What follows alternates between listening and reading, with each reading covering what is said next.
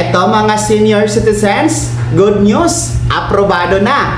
Kumpirmado na ng NCSC, ATM card gagamitin na para sa payout ng inyong 10,000 pesos expanded Centenarian Act cash benefit.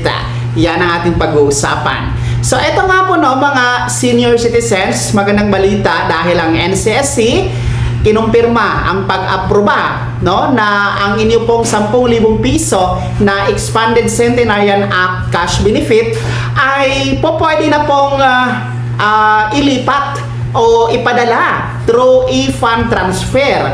Ibig sabihin, hindi na ito dadaan sa mga payout venue, no? Kung saan madalas pumupunta talaga ang ating mga benepisyaryo dito, no? At pipila, mainit pa ang panahon. Ngayon, magandang balita dahil pwedeng-pwede na sa ATM card at iba pang mode of money remittance mga ka-vlogs, no? Yan ang ating isa-isahin.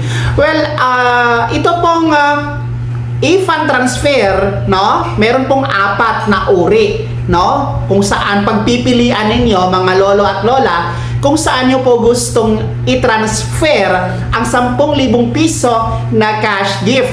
Una, pwede po sa inyong bangko. So, ATM card po yan. Pwede po gamitin yung inyong SSS, JSIS, or PVAW na pensyon na ATM card kung saan nyo po tinatanggap ang inyong pensyon. Pwede po yon gagamitin. Or any na bangko mga ka-vlogs. Pwede po yan. No?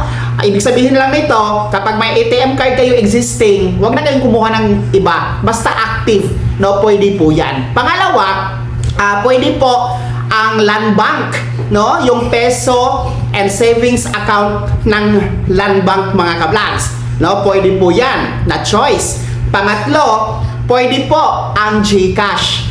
Basta ang GCash ay verified. Ibig sabihin, nakakatanggap po siya ng cash in, no? Or padala, no? Yan yung ibig sabihin ng verified GCash. So pwede yan e-wallet through GCash.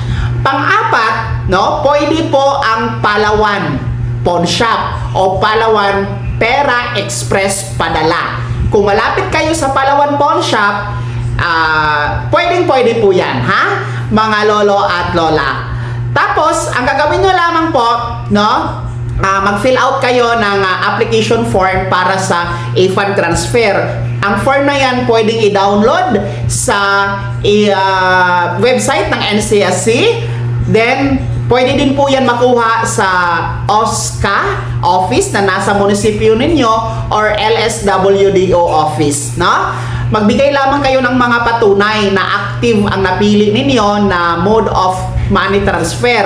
Halimbawa, kung bangko ang napili ninyo, mag-present kayo ng deposit slip, no? Kung ang inyong napili naman ay GCash, mag-present kayo ng screenshot ng inyong profile sa GCash, no? Tapos kapag Palawan Pawn Shop naman ang napili ninyo, sapat na yung contact number at inyong kompletong pangalan. So, yan ha, mamili kayo. Importante ay nadinig po ng NCSC ang ating panawagan na gawing ATM card na lang or pera padala or GCash, e-wallet ang inyo pong cash gift na 10,000 pesos, no? Na nasa ilalim ng Expanded Centenarian Act cash benefit. Kaya naman mga senior citizens, kayo ba ay natutuwa dito na sa wakas hindi na dadaan sa ibang tao ang inyong 10,000 pesos cash gift?